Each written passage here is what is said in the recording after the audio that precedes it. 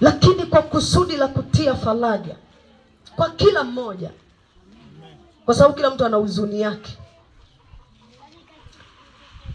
Huyu anaweza kupitia huzuni hii kama ya kufiwa, lakini kuna mwingine ana huzuni ya matatizo, ana huzuni ya magonjwa. Magonjwa kake ni kama wimbo halali.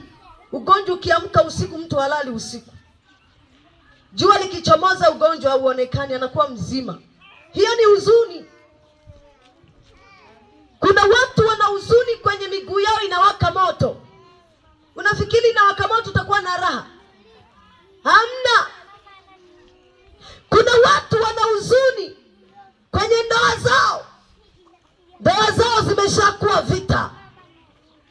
Kama mnasikiaga mapambano ya vita vya huko, kuna watu wana vita vya ndani. Ni huzuni kila siku. Mtu unaweza ukalewe pombe uingie usiku ndani ya nyumba, lakini Yesu yuko hapa kwa ajili ya kufariji. Ukimwamini, mahuzuni yote atayaondoa.